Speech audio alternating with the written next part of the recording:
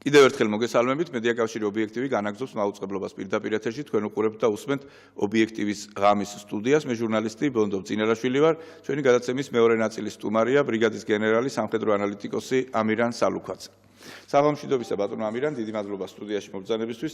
ჩვენ თემა პრინციპში პირველი ნაწილის თემა რაც იყო ისევ ის გვექნება, კონტრდემოკრატია, დემოკრატიული პროცესებიდან აცდენა და საფრთხეები, რომელიც ქვეყანას ემუქრება როგორც შიგნით, ასევე საგარეო საფრთხეებიც და ამავდროულად მინდა სხვა საკითხებზეც გავამახვილოთ ყურადღება, ეს არის ინაუგურაცია, თქვენ არაერთ თემას აანალიზებთ და ძალიან კვალიფიციურად.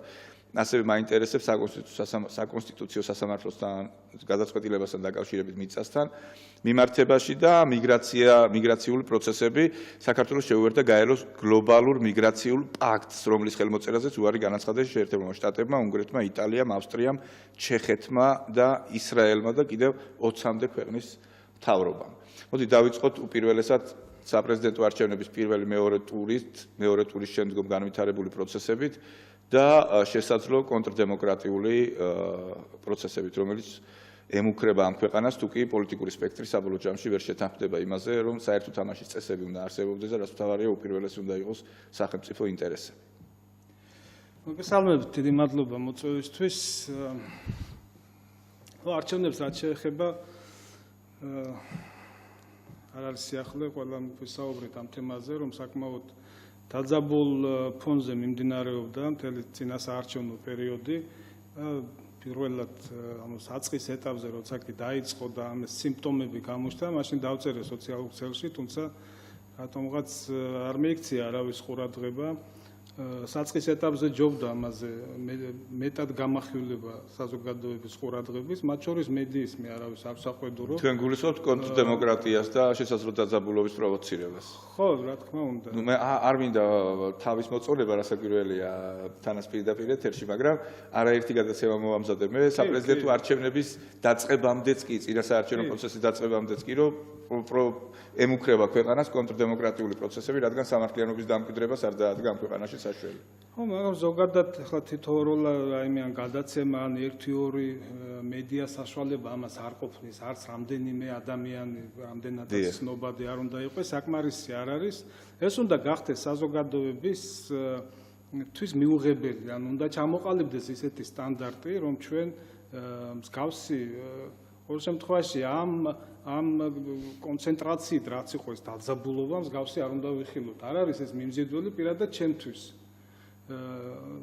თავშივე დავწერე, რომ საკმაოდ იაფასიანი, არ მინდა ცუდი სიტყვები ვიხმარო, ხო, ერთია სოციალურ ქსელში რასაც წერ, მეორე არის, როცა მედია საშუალებით გამოდიხარ და საუბრობ, ხომ? სოციალურ ქსელში გვაქვს ადამიანებს ყველას არ აქვს მნიშვნელობა, პრეზიდენტი ხარ, პრემიერი, თუ ვინა ხარ, სამხედრო ხარ თუ სამოქალაქო, რაღაც შენი მოსაზრება გამოხატო, გაქვს შენი შეზღუდული სივრცე, რომელიც შეგვიზღუდა ზუკერბერგმა 5000 მეგობრით, ხო? თუმცა ხსნით ამ სივრცეს და მეტი ადამიანი ნახულობს, მაგრამ ყოველ შემთხვევაში ასეა. მაგრამ ეს დაუბრუნდები წინასაარჩევნო პერიოდს იყო საკმაოდ მიუღებელი, დაძაბული და ამ არჩევნებმა ჩვენ კიდევ უფრო ვარესი შედეგები მოგცა საზოგადოების ერთიანობასთან მიმართებაში, ანუ კიდევ უფრო გახლიჩა. კიდევ უფრო გახლიჩა საზოგადოება და ხო, ამას ვამბობ, რომ ეს ქვეყნისთვის არის საზიანო. ვინ იქნება დღეს პრეზიდენტი, ხვალ ვინ იქნება ეს პარტია მოვა, ეს პარტია ჩემთვის ამ ეტაპზე ნაკლებ მნიშვნელოვანია. ნუ აგერ გავიდა 5 წელი და აღარ იქნება მარგველაშვილი პრეზიდენტი, ხო, რამდენიმე დღეში. და რა ამერე? არაფერი, აბსოლუტურად. ამ 5 წლის განმავლობაში მივიღეთ ჩვენ ის რაც ქვეყანას განვითარების რაღაც ეტაპზე უნდა მიიღო. ანუ ჩვენ თუ გვაქვს რაღაცა მოლოდინი მომავალი 6 წლიდან სალომე ზურაბიშვილის პრეზიდენტობას გულისხმობ. ჩვენ უნდა შევძლოთ დავინახოთ, უკან მოვიხედოთ და დავინახოთ რა ჩანაფიქრი ქონდა, რა სურვილები ქონდა და რა მივიღეთ მარგველაშვილის პრეზიდენტობის 5 წლის განმავლობაში. ყოველი არჩევნებით უნდა ერთი ნაბიჯი წინ მივდიოდეთ და მე არ ვთვლი რომ ჩვენ ნაბიჯი გადავდგით წინ. აქ საუბარი არ არის იმაზე, ხა რაზეც მუდმივად ოპოზიციური ძალები საუბრობენ და ჩვენც ამაზე ახლა არავის არ დაგვიმალავს ის დარღვევები რაც იყო, ეს არ იყო საუკეთესო არჩევნები, ეს არ იყო წინა არჩევნებზე უკეთესი, მოდით ასე ვთქვათ, მაგრამ იყო უკეთესი მასზე წინათ ჩატარებული არჩევნები. აქ ყოველთვის უნდა ვიყოთ სამართლიანები ახლა. ჩვენ შეგვიძლია ვისაუბროთ არჩევნებზე, რომელიც ჯობდა, მაგრამ იმ პოლიტიკურ ძალას, რომელსაც ისეთი არჩევნები აქვს ჩატარებული, სადაც შავით თეთრზე წერია, რომ მხოლოდ ნაწილობრივ შეესაბამებოდა საქართველოს მიერ აღიარებულ და საერთაშორისო სტანდარტებს, ხო? ახლა რაზე ვლაპარაკობთ? ხო, ну არ მინდა წინასაარჩევნო პერიოდზე მე ბევრი ვისაუბრო. რაც მოყვა უკვე ამ არჩევნებს შედეგად. ეს პროცესები რამდენად ხდება დემოკრატიის ჩარჩოებში. მე მესმის, რომ სრულიად ბუნებრივია დამარცხებულ პოლიტიკურ ძალას აქვს უფლება გააპროტესტოს, საპროტესტო მიტინგი ჩაატაროს, აქცია ჩაატაროს, ეს ამაში არაფერი არ არის მიუღებელი. მე გულისხმობ განცხადებების შინაარსს და ქვეტექსტებს. შესაძლოა ჩვენ ვიფიქროთ, რომ პროცესებმა შეიძლება შეუქცევადი ხასიათი მიიღოს. თუ არის ხელისუფლება მზად იმისთვის, რომ ეს პროცესები ჩანასახშივე აღკვეთოს. ძალიან კაცრი ტერმინებით ვლაპარაკობთ, მაგრამ ხო, რითი უნდა აღკვეთოს ვიტყვი ოდნავ მოგვიანებით. ჯერ იმაზე გაგცემთ პასუხს, რამდენად ეს სასარგებლოა ქვეყნისთვის და რამდენად შეესაბამება დემოკრატიას. აი პირიქით რომ ყოფილიყო და ქართული ოცნების მისამართით რომ მეთქვა. ჩვენ ხო ვართ მიჩვეული იმას, რომ ამერიკის შეერთებული შტატების ელჩი აქ თუ იტყვის რამეს, იმას აქვს კონსტიტუციის ძალა, ну ვუტრია სამწუხაროდ, ხო, სამწუხაროდ რა თქმა უნდა, მე არც მოსკოვი მჭირდება მმართველად ქვეყნის, არც ვაშინგტონი, არც ბრიუსელი. აქ უნდა იყოს პირველ რიგში ხალხია ყველაფრის მმართველი და ხალხია ძალა, ხალხი ვაძლევთ ლეგიტიმაციას და ასე შემდეგ. და ხალხს არ მიუცია უფლება რომელიმე ქვეყნის წარმომადგენელს რაიმე ზეგავლენა მოახდინოს. სრულიად ბუნებრივია, იმიტომ რომ არჩევითი ორგანოები მაგრამ ეს რეალობა ჩვენ გვაქვს წლების და წლების განმავლობაში და ეხლა თუ აქამდე ვცემდით პატივს საერთაშორისო პარტნიორებს, ელჩებს, უცხოელ ლიდერებს, მაშინ დღეს ამ არჩევნების შედეგებთან დაკავშირებით რატომ ავცემთ? როცა ჩვენ მოვისმინეთ სააკაშვილის განცხადება, აი თქვენ ისეთ თემაზე ლაპარაკობთ, რომ მე ამას აღარ დაუბრუნდები, საერთოდ არ ვახსენებ ხოლმე მაგ ადამიანს, მაგრამ მოვისმინეთ მისი Facebook ჩართვა, სადაც ის ამბობდა, რომ 2003 წელსაც მიულოცეს შევარდნაძეს, მაგრამ უკაცრავად ციტირებას მოვახდენ, მე ფეხებზე დავიკიდე მაშინ რა პოზიცია ქონდა საერთაშორისო საზოგადოებას და გავაკეთე ის, რაც გავაკეთე 2003 წლის სასახლის გადატრიალებას, ასე ვთქვათ, გულისხმობდა ის, რომელსაც ვარდების რევოლუცია დაარქვეს, ხო? აი ამ შემთხვევაშიც ამასთან გვაქვს ჩვენ საქმე, როდესაც ის ცდილობს თავისი გუნდის წევრებს, ნაციონალურ მოძრაობას და იმ ეგრეთ წოდებულ გაერთიანებულ ოპოზიციას, სუროგატ პარტიებს ამისკენ მოუწოდოს, რომ არ აღიარონ საერთაშორისოდ აღიარებული არჩევნების შედეგები? ერთ საკითხავია ვინ მიულოცა. ხო, ეს ერთი და მეორე, ხალხის განცდა არის აქ მნიშვნელოვანი. მიხეილ სააკაშვილს მხოლოდ არ გამოუყვანია ეს 100,000 კაცი ქუჩაში. 2003 წელს. 2003 წელს. ეს უნდა ვაღიაროთ. ლიდერები შემდეგ გამოიკვეთენ სხვათა შორის. და ნიადაგი მომზადებული იყო გასაგებია. მომზადებული იყო გარკვეული პირებისთვის და სამი ლიდერი იყო და ასე შემდეგ. ეხლა მე არ ჩავწვდები სიგნეებში, არ არის ჩემთვის ეს. არა, მე ის იმიტომ გავიხსენე, რომ არ თქვა ასეთი რამ. ეს ახლანდელთან დაკავშირებით. ამას ხალხი გრძნობს და ხალხს ბევრი დაძახება არ ჭირდება ხოლმე, როცა ხედავენ რასთან გვაქვს საქმე. რომ ყველაფერი დაუძახეს ახლა, მაგრამ 2 დეკემბერს 3,000 კაცი, 4,000 კაცი გამოიყო. და მაგას გულისხმობ. არა 780,000 თქვა. მაგას გულისხმობ, ნუ ახლა 780,000 აი გუბაზმა რას ბრძანა წეგან ნაწილობრივ მოვისმინე, რომ ის ამომრჩეველთა ის რაოდენობა 780 ერთი მხრივ და 1,150,000 თუ რაც არის მეორე მხრივ არ ნიშნავს იმას, რომ ესენი ყველა მათი ტრადიციული ამომრჩევლებია. ეს მე ვთქვი პირველივე დღეს, როცა გამოცხადდა შედეგები, რომ ნუ მოტყუდებით. და რამდენიმე გადაცემაში მაქვს ნათქვამი, თუ არ ვთქვი დაწერილიც მაქვს, რომ ერთი მხრივ ამ 780,000 ვინც გრიგოლ ვაშაძეს მიცა ხმა, არიან ტრადიციული ამომრჩევლები და მეორე მხრივ არიან ქართულ ოცნებაზე განაწყენებული ამომრჩევლები. ნეგატიური ხმა. ნეგატიური ხმა. რამდენი პროცენტია ტრადიციული, რომელიც შემდეგ არჩევნებზეც მიცემს ხმას და რამდენი არის რომელიც უბრალოდ ქართულ ოცნების საწინააღმდეგო სხვა არჩევანი არ ქონდა. სხვა არჩევანი არ ქონდა. ხო? და არ უნდა სალომე ზურაბიშვილი თუ ქართული ოცნება საკითხავია ან ორთავი ერთად, ეს ერთი მხრივ და იგივე არის ზუსტად ქართულ ოცნებასთან მიმართებაში 1,200,000-მდე რაც არის, რამდენი არის მისი ტრადიციული ამორჩეველი და რამდენი იყო არა ვაშაძეს ხმა. არა ვაშაძეს, ხო. აი ეს არის ორთავე მხარეს, ამას ორთავე მხარემ უნდა გაუსწოროს თვალი. რა თქმა უნდა, ეხლა დღეს ნაციონალურ მოძრაობას აწყობს ამაზე აპელირება, მაგრამ ეს არ უნდა აწყობდეს ხელისუფლებას. ხელისუფლებამ კაფეოდ უნდა გაანალიზოს ყველაფერი, რატომ დაჭირდა ასეთი ძალისხმევა. რატომ მიიღეს ეს შედეგები, რატომ მოხდა მეორე ტური ცუდი არ არის. არა, დემოკრატიისთვის ძალიან კარგია. რა თქმა უნდა, მეორე ტური იმართება, გამოიკვეთება. თუ გაანალიზებენ ამას, მაშინ კარგი იქნება. ხო, მაგრამ მეორე ტურმა ბატონ ამირიან ჩვენ გვაჩვენა 20%-იანი სხვაობა. როგორც წესი მეორე ტურის შემთხვევაში ასეთი მკვეთრი მე გულისხმობ საპრეზიდენტო არჩევნებს და ეხლა რუსეთშიც და შეერთებულ შტატებშიც ორი ასე ვთქვათ ერთმანეთის საპირწონე ქვეყანა დავაყენე მე ახლა დემოკრატიის და არადემოკრატიულ გარემოს პირობებში იქაც კი არ არის ამ ხელა სხვაობები 20%-იანი სხვაობა, ხო? ნუ გასაგებია რომ შეერთებულ შტატებში არ არის, რუსეთშიც აღარ არის. ეს ამ ხელა სხვაობა. ჩვენთან მეორე ტურში მივიღეთ 20%-იანი სხვაობა. ეს რამ განაპირობა თქვენი აზრით?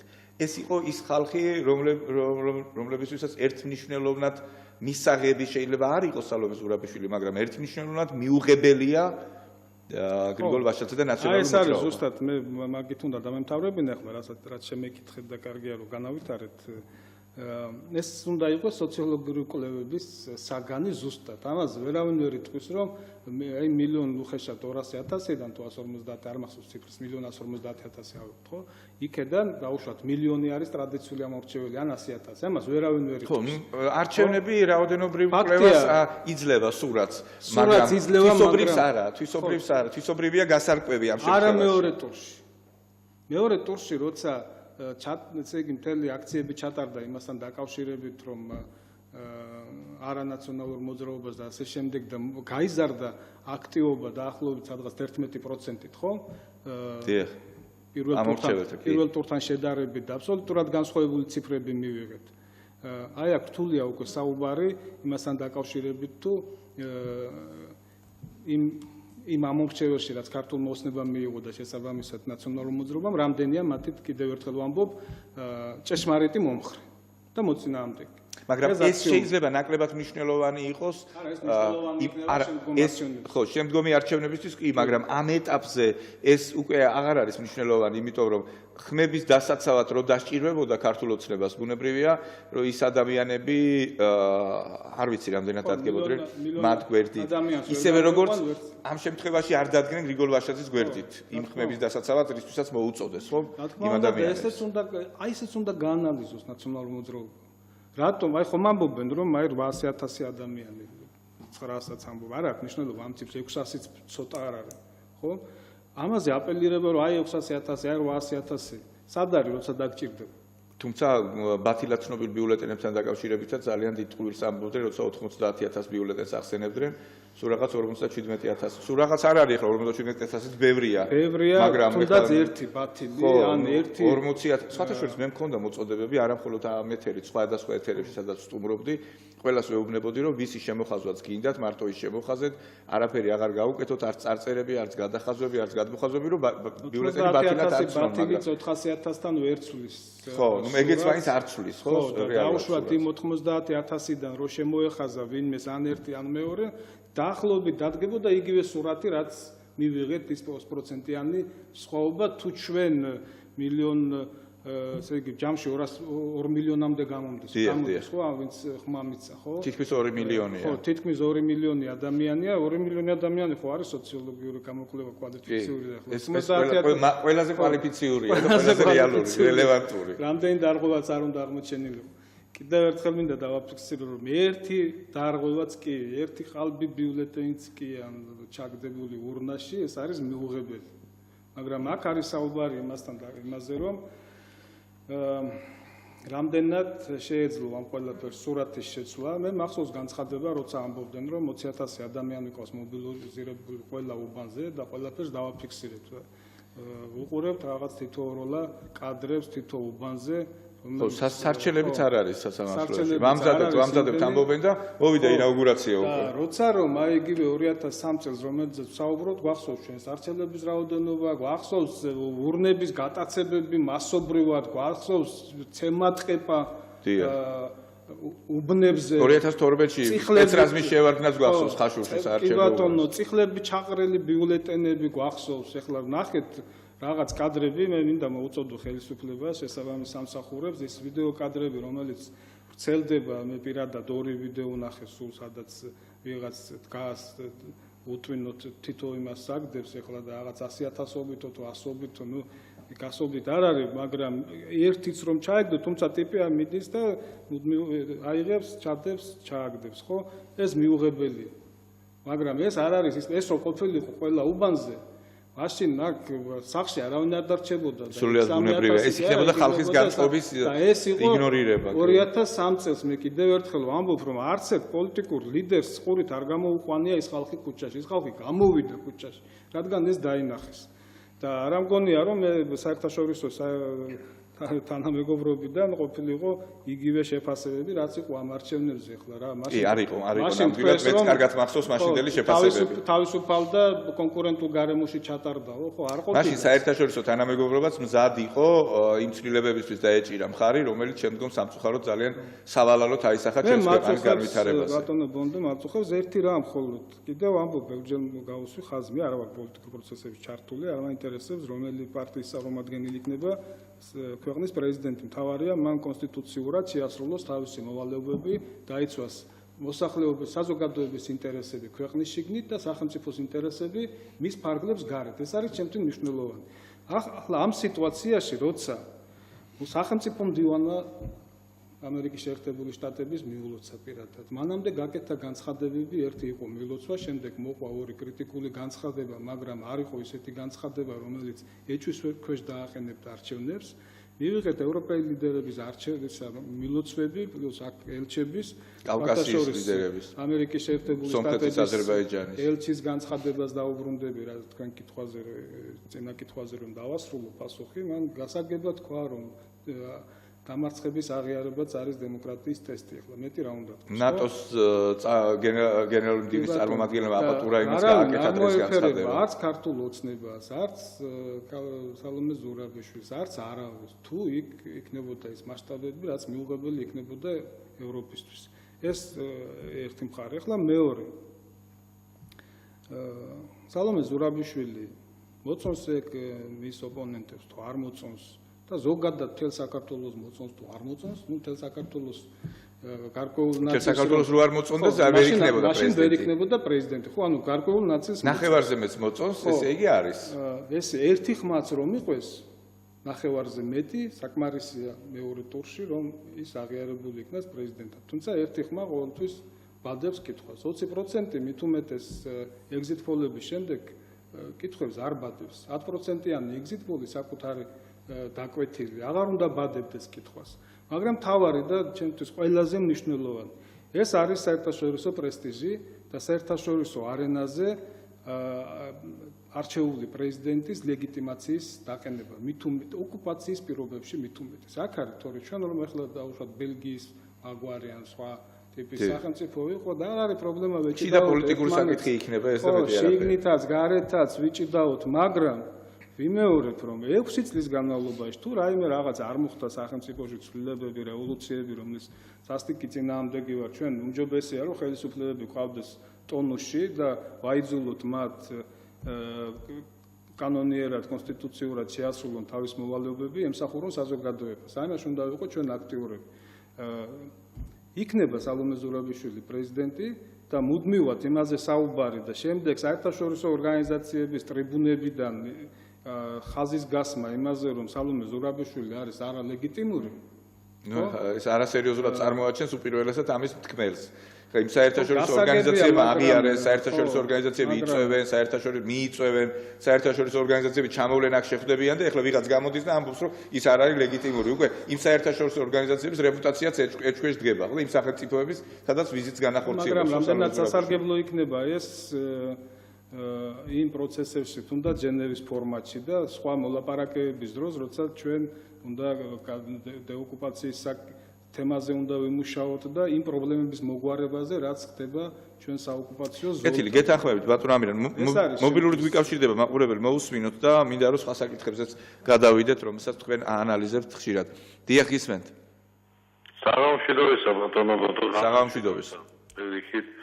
დიდი პატივისცემი და დღეს თუმასაც მივესალმეთ ბატონო ბონდო.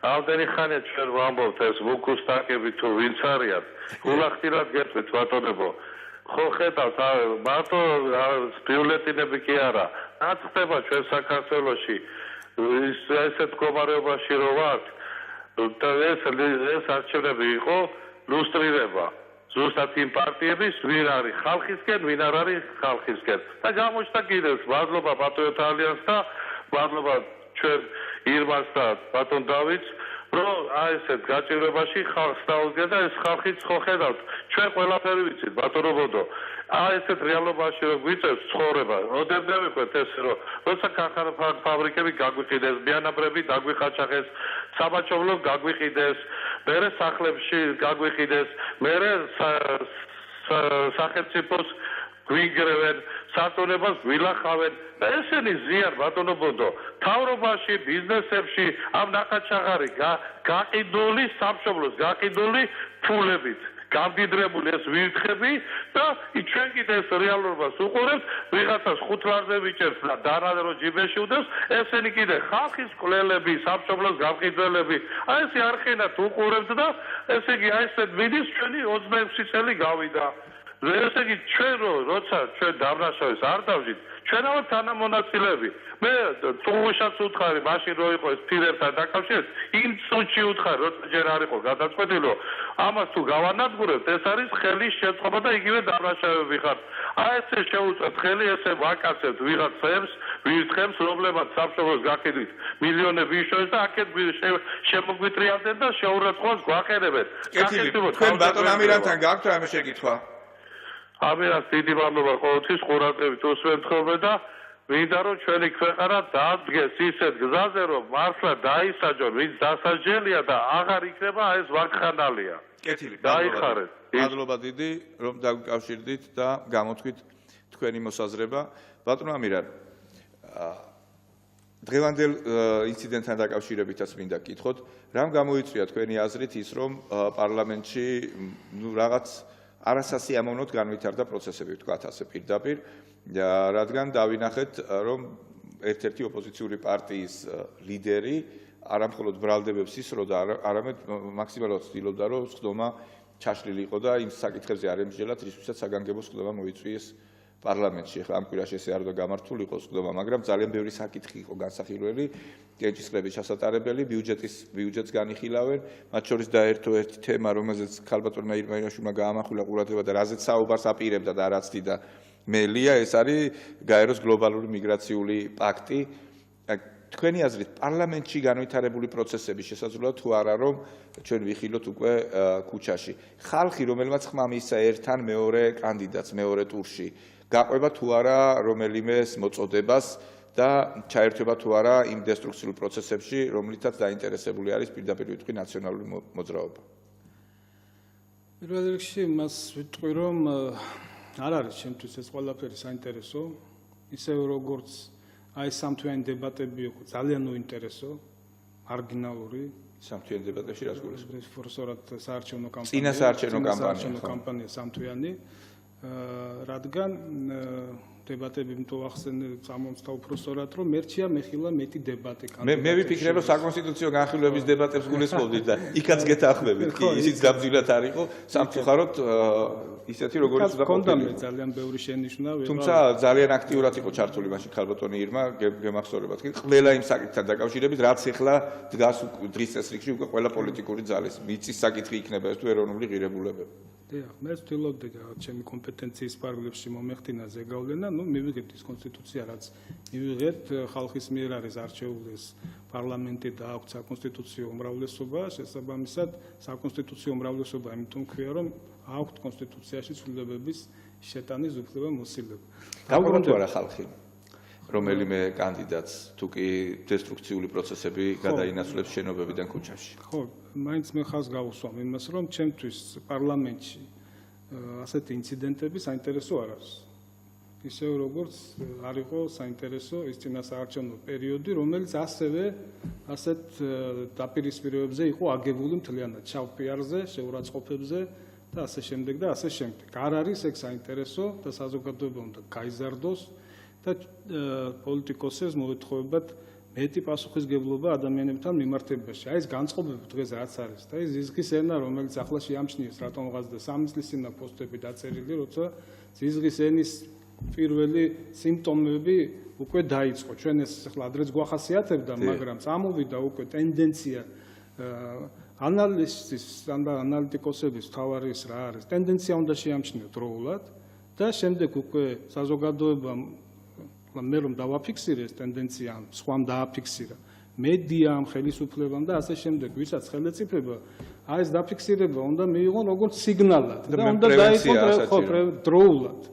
ამაზეა საუბარი. რაც შეეხება დღევანდელ ინციდენტს, ეს გამოძახილი არის აი ამ სამთვიანი წინასაარჩევნო კამპანიის და იმ შედეგების, რომელიც შედეგების აღიარებაც არ ხდება. აი ნაციონალური მოძრაობა საუბრობს მუდმივად, ხო?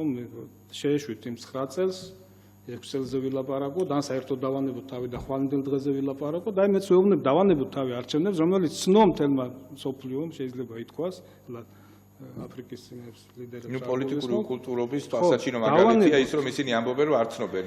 ნუ ახლა არ ვიცი, ამერიკის სახელმწიფო მდივანი როცა რეკავს პირადად, რომ არ ცნობდეს, არ დარეკავს, ნუ ვინა ვარ რაც წარმოვადგენ. რატო დარეკა? იქნება კვალიფიციურად ამიხსნას ეს. დრო არ იყო სადაზვერო სამსახურები არ ყოფნით, ინფორმაციები არ ყოფნით, ეს პერიოდი სადაზვერო სამსახურები 28 ოქტომბერს საღამოს 8 საათზე ეგზიტ პოლები ჯერ გამოქვეყნებული არ იყო, 28 ნოემბერს უკვე ამერიკის სახელმწიფო დეპარტამენტში ზუსტი მონაცემები ჰქონდათ, პირამდელი ხმა მიიღო. ხო, ახლა იმიტომ არაფერი დიდი ანალიზი ამას არ ჭირდება, ყოველ საათობრივად აანალიზებს. დღიდან დარეკვის დღემდე არ იყო დრო სახელმწიფო მდივანს რომ გაიანალიზებინა და ნუ თუ ასე იღებს გადაწყვეტილებას ასე მარტივად რომ და რატომ 12 დღის მერე. რატომ მიულოცა 12 დღის მერე ან 10 დღის მერე და არა იმავე დღეს, ხო? ანუ აანალიზებდნენ ალბათ. ამიტომ გადავლახოთ ეს ეტაპი პარტიებისთვისაც უკეთესი იქნება, განსაკუთრებით დამარცხებული პარტიისთვის. მე მათ ადგილას შევინარჩუნებდი ის 800.000-ია თუ რამდენიც არის ის ხმა, არ არის ცოტა. თუმცა ეგეც გასარკვევია კაცმაროს, რანაირად შეიძლებოდა ესე გაზრდილიყო, ესე ასეთი მიუღებლობაა, როგორ ხონდათ გამოუცხადებელ ადამიანებს. ხო, ეს არის ზუსტად, როცა მეორე ტურში ორი კანდიდატი იყო ნაწილისთვის მისაღები ნაციონალური მოძრაობა და მიუღებელი ქართული ოცნება და გადმოლაგდა აქეთ, მეორე ნაწილისთვის იყო სასურველი ქართული ოცნება და გარკვეული ნაწილისთვის მიუღებელი ნაციონალური მოძრაობა და გადალაგდა იქეთ. მივიღეთ ეს სურათი, რაც არის.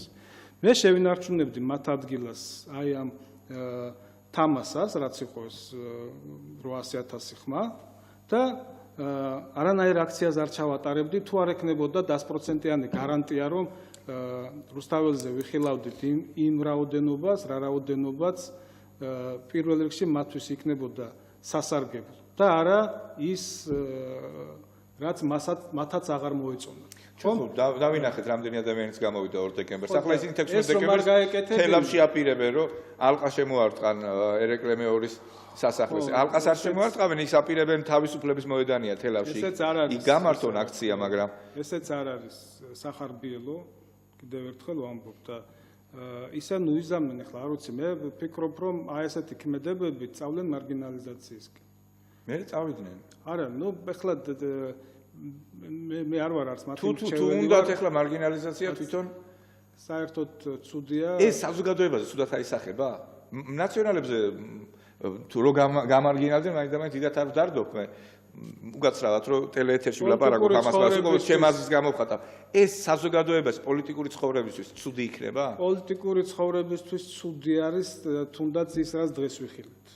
აი ეს არის ამ ყველაფრის შედეგი მეთქი და მე მირჩევნია ხო აპელირებენ ისინი ინტელექტს, აი ეს ინტელექტი გამოაჩინონ. ანუ მე მათ ადგილას კიდევ ერთხელ ვამბობ, შევინარჩუნებდი თამასას, რაც დადგა მეორე ტურის შემდეგ და ეს იყო საკმაოდ მაღალი მაჩვენებელი. მიუხედავად წაგებისა, ეს შეიძლებოდა მათ გამოეყენებინათ როგორც გამარჯვება.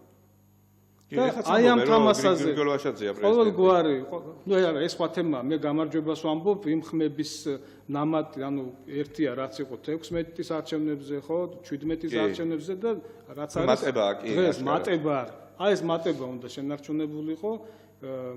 ფილარმონიაში ნორმალური იყო ის რაც ჩატარდა ფილარმონიაში შეივსო, მაგრამ ქუჩაში არ უნდა გამოსულიყვნენ იმ შედეგებით. ეს არის წამგებიანი. ერთხელ თქვი, ამდენი ფილარმონია ლიდერი და ერთი ფილარმონია ხალხი გამოიყვანეს ქუჩაში ფაქტობრივად. ეს იყო კარიკატურული გახდა ეს წამგებიანი. და ამის შემდეგ ეხლა გაგრძელება მუდმივად აი ამ ნეგატივზე არ ამგონია რომ იყო სასარგებლო და უმჯობესი იქნება რომ აქვთ მათ საკმაოდ სერიოზული ინტელექტუალური პოტენციალი და ამაზე გაეკეთებინა ინაუგურაციის გადატანა თელავში და თბილისში მისი არ გამართვა. სასახლის მიმართ დამოკიდებულება, როგორ უყურებთ თქვენ ამას? ეს რა დატვირთვა შეიძლება კონდეს ამ სიმბოლოს, თუ გავითვალისწინებთ იმასაც, რომ პრეზიდენტის სასახლე თავისი სპეციფიკით არის აშენებული და ეს არ არის მხოლოდ ის, რასაც ჩვენ ვხედავთ. არის კიდე მიწისქვეშა კომუნიკაციები და ინფრასტრუქტურა, რომლის გამოყენებაც თქვათ სხვადასხვა დანიშნულებით ერთის გარდა, თავდაცვის დანიშნულების გარდა პრაქტიკულად შეუძლებელია. არის თუ არა ეს სიმბოლო, რომელზე უარის თქმითაც ქართული ოცნება შეეცდება სააკაშვილის ეპოქა წარსულს ჩააბაროს. თუკი მასთან დაკავშირებული, მის დროს აშენებული ეს სასახლე ფუნქციას შეიცვლის და იქ პრეზიდენტი რო აღარ იცხოვრებს, ვიცით, მაგრამ არც სახელმწიფო ესე ვთქვათ სიმბოლოთ აღარ დარჩება. პრეზიდენტი რო არ იცხოვრებს, მაგაშიც უც ვერაფერს ვერ ხედავ, რადგან თუ მივდივართ ცივილიზაციისკენ, ასეთი ტიპის შენობები უბრალოდ არ უნდა შენდებოდეს. რო აშენდა და აშენდა, ვიცით რამდენი დაიხარჯა და ამ თემაზე მაქვს მეხიათ დაწერილი, ახალს არაფერს არ ვამბობ და რაც შეეხება იმ მიწისქვეშა კომუნიკაციებს, ნუ არ ვიცი ახლა იქ რა არის და რისთვის ვიყენებთ ახლა ვირტუალური ჩემოდანი ჩვენ არ გვაქვს და ომის დროს ვიხილეთ თავდაცვის სამინისტროს არ ქონდა ელემენტარულად ბუნკერი, სადაც უნდა ჩასულიყო და იქედან ემართვათ შეერაღებული ძალებს საბრძოლო მოქმედებები მთლიანად. არ ვიცი რა არის, მაგრამ თვითონ შენობას რაც შეეხება, მე როგორც ერთი მოქალაქე არ ვარ იმისი მომხრე, რომ მან სახელმწიფო მნიშვნელობის ფუნქციები დაკარგოს.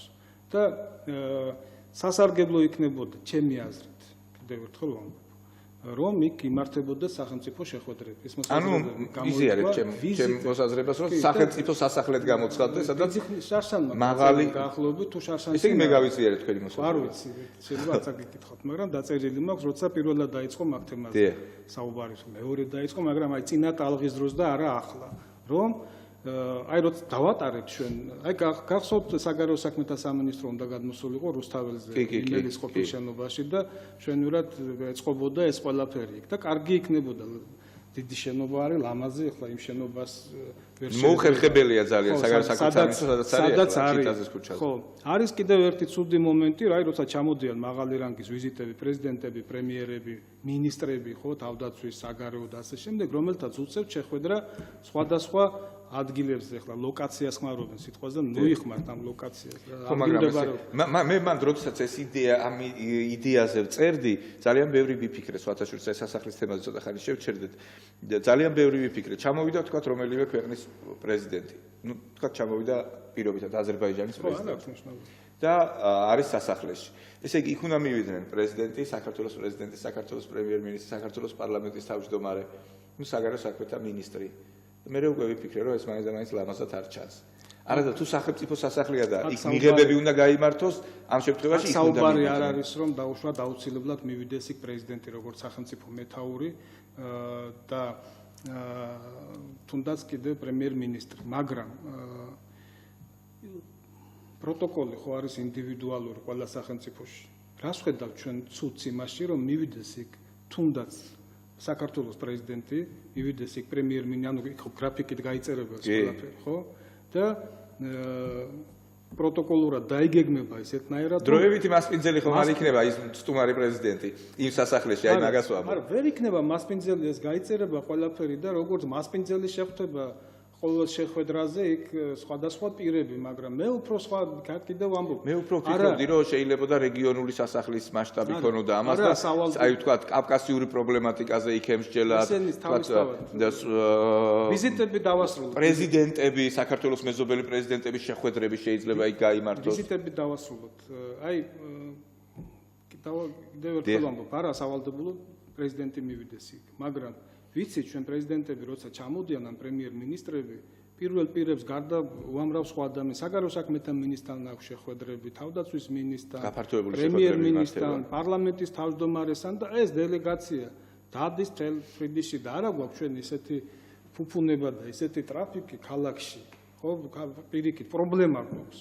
და ეს კორტეჟები როცა დადიან, ну როგორც წესი რუსთაველზე ვათავსებთ ამ მაღალი რანგის სტუმრებს პერიოდში და იწყება ახლა მივიდა პარლამენტში, შემდეგ წავიდა იქ, შემდეგ წავიდა იქ და ეს გადაკეთვები, ეს წვალება ვიწრო ქუჩებში და ასე შემდეგ. ამას ვამბობ.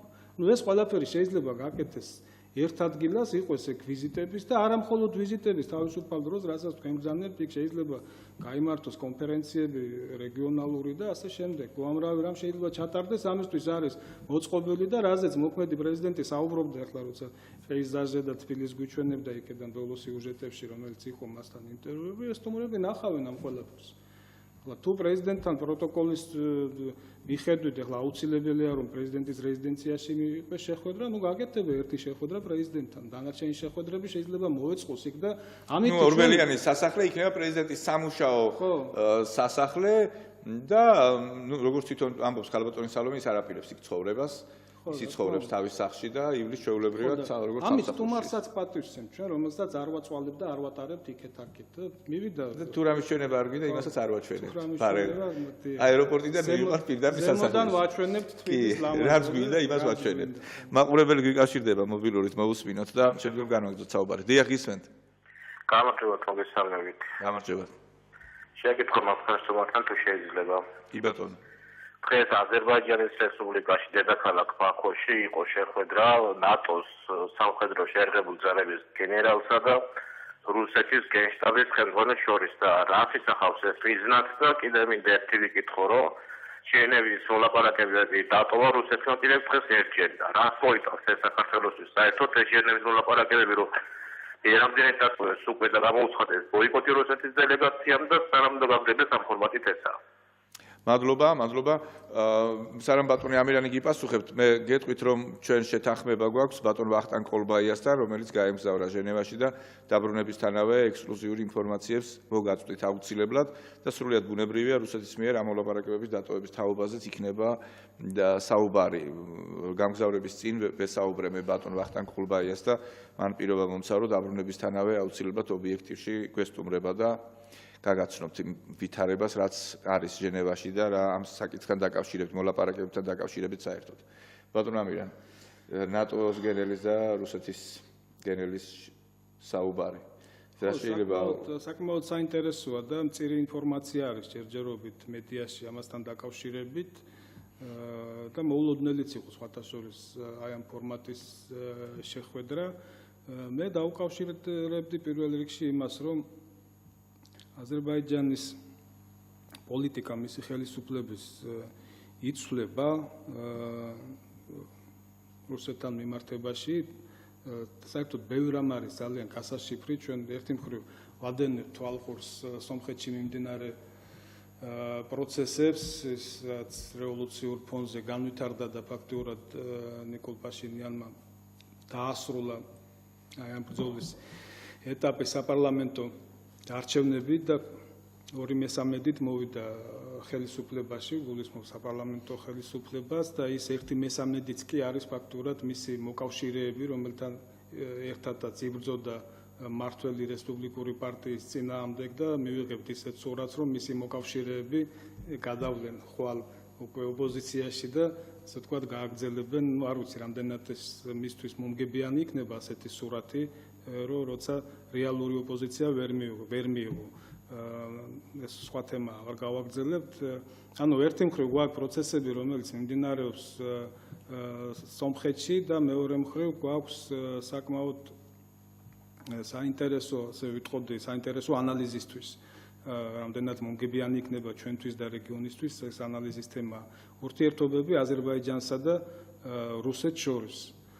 და ის დამოკიდებულება რაც არის აზერბაიჯანის მიმართ დასავლეთიდან მიუხედავად იმისა რომ ეს პროცესები დემოკრატიის სიტყვის თავისუფლების და სხვა პრობლემების მიუხედავად ჩვენ ვერ ხედავთ ისეთ დაძაბულ ურთიერთობებს დასავლეთსა და აზერბაიჯანს შორის ზოგადად რაც დაუშვათ ვიხილეთ სხვა მსგავსი ხელისუფლებებთან მიმართებაში, ხო? რაც შეეხება ნატოს ჩართულობას, საინტერესოა საკმაოდ. არ არის გამორიცხული, რომ უბრალოდ ბაქო როგორც მოედანი გამოიყენენ მოლაპარაკებებისთვის, ასევე რა გამორიცხული, რომ მიმდინარეობდეს საკმაოდ სერიოზული პროცესები, რასაც ჩვენ მოვწყდით აი ამ წინასაარჩევნო პერიოდის დროს და ფაქტიურად ყურადღება არც კი მიგვიქცევია არა თუ აზერბაიჯანში, საერთოდ რა ხდება დღეს სოფლიოში, რა ხდება ევროპაში, თუ მივადევნებთ თუნდაც დღევანდელ საინფორმაციო სიახლეებს თვალს გულისხმობ ევროპულს, იქ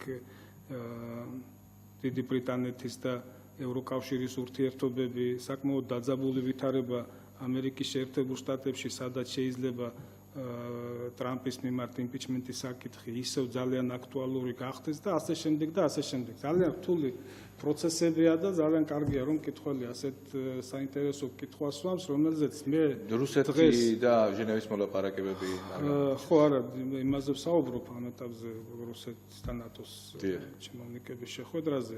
ჩამოყალიბებული პასუხი, რომ მე თქვენ ახლა კვალიფიციურად გითხრათ თუ რასთან გვაქვს საქმე, არა მაქვს ამას სრული პასუხისგებლობით გეუბნებით, რადგან არ შეიძლება მსგავს კითხვებზე მყისიერად გაცე პასუხი, რადგან მის აი ამ შეხვედრის მიღმა და იმ ინფორმაციების მიღმა, რომელიც გავრცელდა ჩვენთვის, რომ ჩვენ ეს შევყლაფოთ, არის კიდევ ქვეტექსტები და არის რაღაც დინებები, რომელიც გასაანალიზებელია და მე გვპირდებით, რომ ამ თემაზე ვიმუშავებ და თუ ამ სტუდიაში მომეცემა უფლება შესაძლებლობა აქ ვიტყვი, თუ არა და სოციალური ქსელის მეშვეობით აუცილებლად ჩემს მოსაზრებებს, რამდენადაც მე შევძლებ ჩავწვდე ამ პროცესებს, აუცილებლად მოგახსენებთ. რაც შეეხება ჟენევის ფორმატებს, სამწუხაროდ უკეთესი ამ ეტაპზე არა გვაქვს და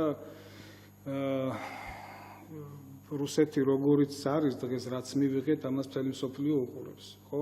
რუსეთი არ ექვემდებარება სამწუხაროდ არ ზეწოლას, არ სანქციებს, საკმაოდ მძიმე შედეგები აქვს რუსეთის ეკონომიკისთვის ამ ყველაფერს და საზოგადოებისთვის, მაგრამ რუსეთი აგრძელებს თავის გზას და თავის ინტერესების გატარებას. რამდენად ის პოლიტიკა, რასაც რუსეთი ატარებს, მართლა მომგებიანია რუსეთისთვის, საკითხავია. მე აბსოლუტურად განსხვავებული მოსაზრება მაქვს. ის სურათი თუნდაც, რაც საქართველოსთან მიმართებაში გააჩნია რუსეთს, მე არ ვთვლი, რომ რუსეთისთვის ეს მომგებიანი.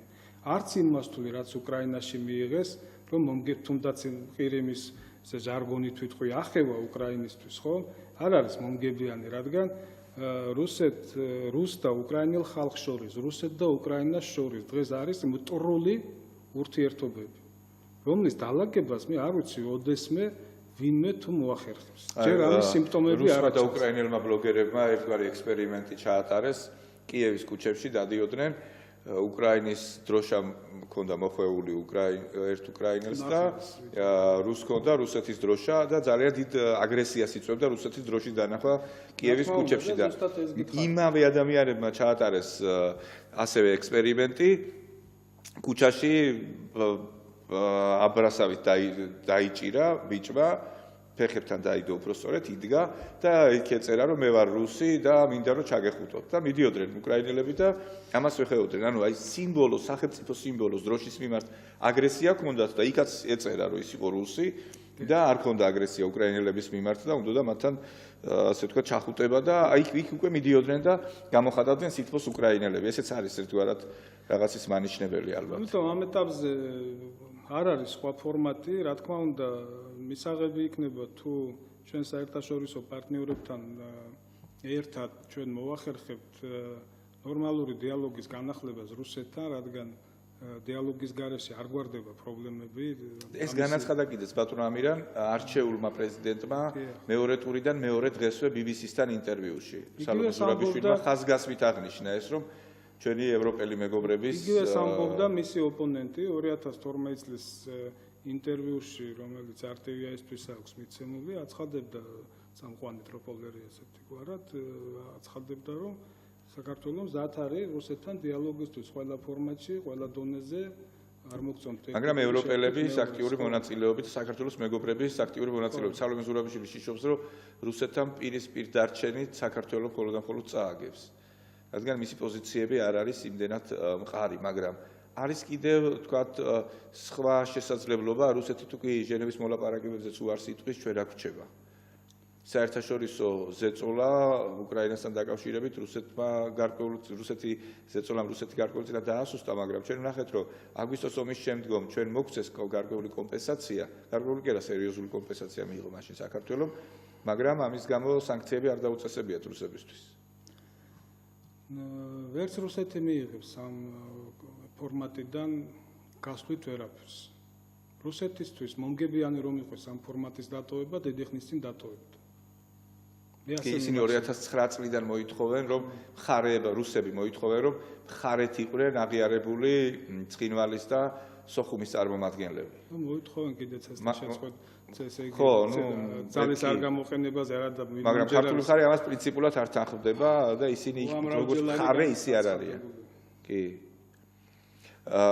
დაუბრუნდეთ ახლა ინაუგურაციის თემას ასე ვთქვათ მაყურებელმა ცოტა სხვაგან წაგვიყვანა მაგრამ ეხლა ვიკავშირდება და უნდა მოусმინოთ მაინტერესებს თქვენი აზრი აი თელავში ინაუგურაციის გადატანა არის თუ არა თქვენთვის რაიმე სიმბოლურ აქტთან დაკავშირებული გისმენთ პირდაპირ ეთერში ხართ მოგესალმებით ბატონო ბონდო დიდი პატივისცემით მივესალმებით თქვენს სტუმარს აი როგორც ბატონმა გუბაზმა ბრძანა ბატონო ბონდო მე ვარ მაგალითად ის ადამიანი ვინც არასოდეს აღარ მისცემს მას არც ნაციონალებს და არც ქართულ ოცნებას კი ბატონო საუბრის ეთიკაც არსებობს და განსაზღვრული პოლიტიკური ეთიკაც მაგრამ დაგმობის უფლება როცა ვინმეს გმობ უნდა გქონდეს თუ ნამდვილად ქვეყნის ბედი გაწუხებს და მე მომწონს კალბატონი ირმას შემართება მე პირიქით ის მიყვის რატო ყველა ამყვირივართ ასე ვინც შენ ქვეყანას ებრძვის და თუ პოლიტიკოსი არაკომპეტენტურად იქცევა რის გამოც ქვეყნის დამარცხება ხდება უნდა უთხრა საჯაროდ უარყო საჯაროდ და მკაცრადაც და იმიტომ რომ დღესაც ხდება ეს არის შედეგი ხელისუფლების მუშაობისა უკანონო საფინანსო ოპერაციების მეშვეობით საკუთარ ხალხს შეერწოვებ და ყველამ უნდა ამოვიღოთ ხმას დიდი მადლობა მადლობა თქვენ არის რაიმე სიმბოლოსთან დაკავშირებული ის რომ თელავში გადაიტანეს ინაუგურაცია მე მახსოვს სააკაშვილის პირველი ინაუგურაცია სამი კომპონენტი ჰქონდა ეს იყო თბილისი ცენტრალური ასე ვთქვათ პროცესი ცენტრალური აქტი იყო დავით ქუთაისი დავით აღმაშენებლის საფლავზე ფიცის დადება სიმბოლური აქტი და ასევე იყო ბათუმში გამართული ინაუგურაციის მესამე კომპონენტი ეს იყო აღლუმი მეზღვაურების კი არა როგორც ქვია საზღვაო სამხედრო მოსამსახურეების შევაფასებდი ალბათ არის რაღაც განსხვავებული მიდგომა არა ტრადიციული ვიდრე აქამდე ვცქეროდით რომ აუცილებლად ის რიტუალი რასაც ფიცის დადება ქვია მაინც და მაინც თბილისში უნდა ჩატარდეს ну შეიძლება ველაპარაკოთ რომ დედაქალაქია და ეს აქტი ასე დავარქვათ უნდა შედგეს დედაქალაქში მაგრამ აკრძალული არ არის და არც მითითებულია კონსტიტუციურად თუნდაც რომ არა რა თქმა უნდა ვიცი მე კონსტიტუციაში ეს არ წერია და საბადებული არ არის დედაქალაქში გამართვა მე მაინტერესებს თქვენ რა დაინახეთ თელავში გადატანაში და არა თქვა ქუთაისში გადატანაში ზუგდიდში გადატანაში ბათუმში გადატანაში რატო თელავი ქუთაისი იყო უკვე გელათი ახსენეთ თქვენ ბათუმიც იყო ნუ დააყენეს ალბათ ერეკლე მეფის სასახლე ეხლა ზოგმა დაუკავშირა ის ალბათ ოპონენტებმა რომ ისევ ახალ ტრაქტატს ამზადებენ რუსეთთან ტრაქტატს დაუკავშირეს პირველი ეს წავიკითხე ნუ მინდა გითხრათ რომ ვერანაირ ტრაქტატს ქართული ხალხის ნების გარეშე ვერ მოამზადებს მე მაგალითად პირადად 78 ჭრილობას დაუკავშირე 78 ნახმლებს მაგალითად ნუ ვის რა გაახსენდება ხო ასე არის თუ სამშობლოსთვის იყო დამაშრალი ერეკლე და მაინც ტრაქტატი გავუხსენეს ახლა თუ ცუდის მოძებნას შევეცდებით დავინახავთ ცუდს თუ კარგის მოძებნით შეიძლება დავინახოთ კარგი და მე ვერაფერს არ ხედავ ცუდს იმაში რომ რეგიონში ტრადიციულ ადგილას ჩატარდეს თვითონ ის ახსნა რომ თელაველებმა უმრავლესობა თელაველების ახლა ეს ტრაქტატიც არ არის თელაველებმა მხარი არ დაუჭირეს უმრავლესობამ ხმა არ მისცა სალომე ზურაბიშვილს და მაინც იქ იმართება ესეთი ახსნაც მოვისმინეთ სხვათა შორის თვითონ ხელისუფლების წარმომადგენლებისგან და ქალბატონი სალომესგანაც ეს რამდენად არის ასე ვთქვათ მისაღები რაღაცა ერთგვარი ჟესტი იყო ის რომ მე თქვენი პრეზიდენტიც ვარ. და ცუდი რა სულად ბუნებრივია რომ არის ახლა მე სულ არ გამართულიყო თელავში ინაუგურაცია მაინც იქნებოდა თელაველების პრეზიდენტი ხო? ზუსტად იმ რეგიონში, იმ ქალაქში, სადაც წააგო და იქ ატარებს, ცუდი რა არის მაგაში.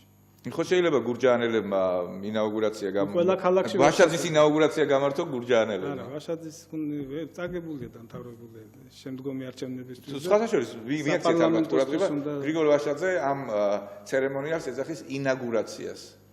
ნუ შეიძლება უბრალოდ ის არის გამოთქმის. ხო ასე ახსოვს ეთქობა ეს სიტყვა.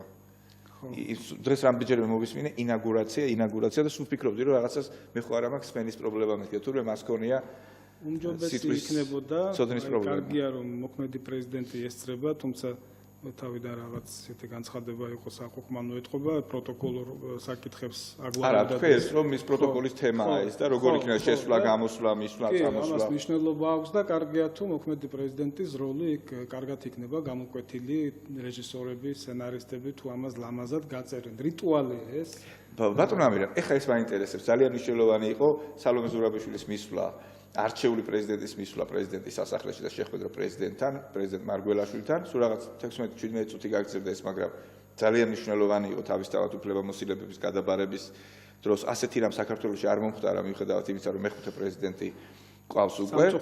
ხო, არასოდეს არ მომხდარა. და ახლა პრეზიდენტი ესწრება მეორე პრეზიდენტის ინაუგურაციას. სხვათა შორის ეს საკითხი იდგა 2004 წლის 25 იანვარსაც, როდესაც სააკაშვილის ინაუგურაცია გაიმართა, პირველი ინაუგურაცია, ზუსტად შევარდნაძის დაბადების დღეზე, მაშინ საუბარი იყო იმაზე, მიიწოდენ თუ არა შევარდნაძეს, ან მივიდოდა თუ არა შევარდნაძე ამ ინაუგურაციაზე, სააკაშვილის ინაუგურაციაზე და მე როგორც ვიცი, პრეზიდენტმა შევარდნაძემ უარი თქვა მისვლაზე და ესეთი მოლაპარაკებები გაიმართა, რა თქმა უნდა, კულუარული ჯერ და შემდგომ უკვე აღარც მოსაწვევზე იყო ლაპარაკი და არც არ მივიდოდა თუ არა. მან თქვა რომ არ მივიდოდა. ხო, თუ მან ეს განაცხადა რომ არ მივიდოდა, ეს ხო შესწავლა. ხო, რაღაცა ეთყობა ვერ წარმოედგინა იმ ვითარებაში, როდესაც მისი გუნდის წევრებს დევნიდნენ უკვე იმ პირობებში რაღაც მაინდამაინც გლამაზად არ გამოჩნდებოდა ეს. შეიძლება მომხდარიყო ისეც რომ დაუშვათ აი დევნის საფასურად მოვალ ან მის მიმართ სათანადო პატივისცემას არ გამოხატავდნენ. თუმცა პრემიერ-მინისტრს ჯერ სახელმწიფო მინისტრს შემდგომ პრემიერ-მინისტრობის დროს ჟვანიას ძალიან ასე ვთქვათ ინტენსიური ურთიერთობა ჰქონდა და მე როგორც ვკითხე მაშინ შევარდნაძეს რატო დადის ჟვანია აქ მეთქი რჩევებს ვეკითხებაო და სააკაშვილი არასოდეს არ მოსულა და არასოდეს არ დაურეკავს. ნუ ეხლა ჩვენ შორს წავედით, მაგრამ თვითონ ის ფაქტი რომ ყოფილი პრეზიდენტი მიმავალი პრეზიდენტი ესწრება მომავალი პრეზიდენტის ინაუგურაციას უკვე რაღაცა ნიშანი არის. არის თუ არა ეს პოზიტიური ნიშანი ქვეყნის მომავლისთვის. რა თქმა უნდა პოზიტიურია და ყველა ასეთი ტრადიცია რაც ესე იგი დაუბრუნდები იმ სიტყვას რომ ეს არის დემოკრატიის ტესტი ყველა ახლა წარმოგიდგენიათ ახლა გაბუტული პრეზიდენტი მოქმედი რომ არ მოვალ ინაუგურაციაზე. ნუ რა იქნება, რა სახე იქნება ეს მისი, ხო? და ქვეყნის სახე არ იქნება პირველ რიგში, როცა გავრცელდება რომ აი მიწვეული იქნა ინაუგურაციაზე და ვარი განაცხადა. აი პირველად გავიგე ახლა რომ შევარდნაძემ ვარი თქვა ინაუგურაციაზე მისვლაზე და თვლი როგორ შეცდომა. ძალიან გაბრაზებული იყო მაშინ. აი რაც არ უნდა ყოფილიყო იმის გამო რაც მოხდა. სადევნი იყო ბევრი ჩინოვნიკი მაშინ არა მხოლოდ დევნას მის მიმართ დამოკიდებულებას გულისხმობ და იმ პროცესებს საბოლოო ჯამში რაც შეეხება შეხვედრას ორი პრეზიდენტის მე ვხვდით რადგანაც მეკითხებოდი 15 წუთი შედგა სულ მე უფრო სხვა გამოუცდელობის ბრალია ალბათ შემდეგი პრეზიდენტი უფრო ლამაზად ჩაატარებს თვითონ ფაქტი ჟესტი წითელი ხალიჩა დახვედრა გარეთ და ასე შემდეგ ეს იყო ძალიან ლამაზი და კარგი ანუ თვითონ ფაქტი მაგრამ მე უფრო რაღაც სხვა ღონისძიებებს ჩავატარებდი შეიძლება და სტუმრების მოწვევა შეიძლება და რაღაც სხვა ღონისძიებების ჩატარება ნუ ეს გარედან როცა მოხდება უკვე შესაფუთი იყო ეს ღონისძიება ხო შესაფუთი იყო ლამაზად და ნაწილობრივ შეფუთული იყო ხალიჩის გაფენა და დახვედრა ხალიჩას მე კითხვები იყო ჟურნალისტებს რომ აი სალაპარაკო არ ქონდათ რა ვიცი რა სალაპარაკო უნდა ქონოდათ ახლა აი რეალურად შეხვდა ერთმანეთს 15 წუთი ლაპარაკეს მიულოცეს თუ რა ვიცი რაც იყო არ ვიცი რაზე ისაუბრეს ღონისძიება უფრო იყო ეს და არაფერი განსაკუთრებული იქ უნდა ყოფილიყო კეთილი ნების ვიზიტი განახორციელა სალომე ზურაბიშვილმა იქ და კეთილი ნების მასპინძლობა გაუწია მოქმედმა პრეზიდენტმა მარგველაშვილმა ფაქტი არის თვითონ ძალიან დადებითი და კარგი და სურვილს გამოვთქვამ რომ შემდგომში ყოველთვის მომხდარიყოს ისე რომ მოქმედს გადაებარებინოს ახლისთვის, წაგებულს ეღიარებინოს და ასე შემდეგ. ანუ ჩვენ ეტაპი ყოველთვის უნდა წარსულის გადავლახოთ, გადავიდეთ ახალ ეტაპზე, გადავდგათ ნაბიჯები. დაუბრუნდები მე იმას, რა ქვია, რაც შეეხება პრეტენზიებს არჩევნებთან მიმართებაში, ეს არ ნიშნავს იმას, რომ არ გაგრძელდეს ბრძოლა, ყველა ნაკლოვანება აღმოფრილი უნდა იყოს, სასამართლო პროცესები თუ აი ისიც უნდა გაგრძელდეს და რაც შეეხება ხვალ ქუჩას და ასე შემდეგ, რაც ვკითხეთ, ვერ გიპასუხეთ, ეს დამოკიდებულია ხელისუფლებას. ეკონომიკა და იმ მოლოდინების გამართლება, რაც აქვს მოსახლეობას. თუ არ გამართება ეს მოლოდინები, ოპოზიციის სულ არის საჭირო ნაციონალური მოძრაობა ხალხის რაც გამოვა ხალხი ქუჩაში. მადლობა დიდი ბატონო ამირან. ბრიგადის გენერალი ანალიტიკოსი ამირან სალუქაძე სტუმრობდა ობიექტივის ღამის სტუდიას. მე ჟურნალისტი ბონდო მძინარაშვილი ვარ. ჩვენ ერთმანეთს შევხვდებით ხუთშაბათის ღამის სტუდიაში.